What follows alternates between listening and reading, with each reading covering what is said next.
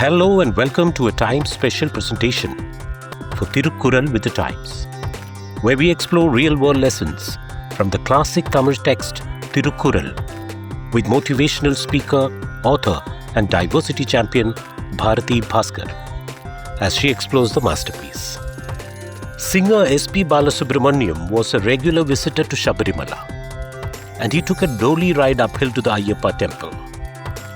Every time before he gets onto the dolly carried by porters, he would touch the porter's feet, as if in a silent apology. The gesture spoke volumes of the singer's quiet humility. What could this act of modesty have to do with a kural, a verse written 2 millennia ago? A few nights ago, sleep eluded me. I tossed, turned, and finally surrendered to wakefulness. I reached for my phone, seeking solace in music. As always, my playlist led me back to 90s, back to SPB. As the first notes played, I sat up in sudden realization. The date on the screen had just turned June 3rd, melting into June 4th, SPB's birthday. S.P. Balasubramaniam, a voice that painted decades of Indian cinema with its warmth. A legend who gifted us more than 40,000 songs.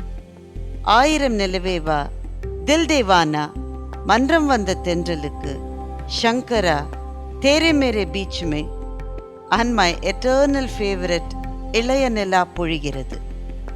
Though he has passed, his voice lingers, woven into our hearts, breathing through our memories. While I cannot speak for what men feel when SPB sings, I know what women hear. His voice carries the tenderness we long for, the gentleness of love, the strength of restraint, the shimmer of longing, the passion educed by his gentle laughter. His voice has weight and wings. It lifts you when you're low, stills when you tremble. His voice has fingers. It caresses, consoles, and inspires. But that night I realized it was not just the magic of his voice that bound us to him. There have been and there will be many more sweet voices. What made SPB unforgettable was something deeper, his humility.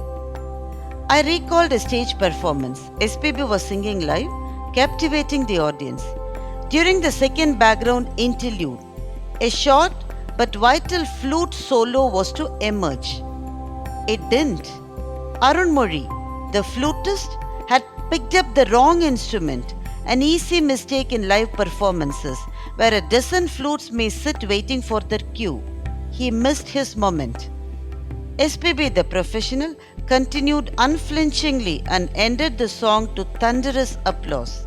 But he didn't exit. He turned to the audience and spoke, gently, generously, about the skill of the flutist and the difficulty of his art. He asked the audience for permission to replay the interlude. This time, Arun Mori played it perfectly, and the applause was even louder. SPB saw the sullen face of a fellow musician and chose compassion over applause. He did not stand taller by another's stumble, he lifted. And then there was one more incident, captured in video that went viral after his passing.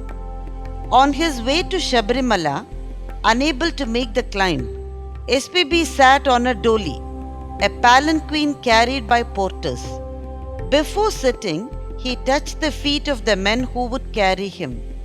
It was not a ritual, it was a reverence, a silent apology, a humble bow to those who bore his weight, a quiet assertion, I am not above you.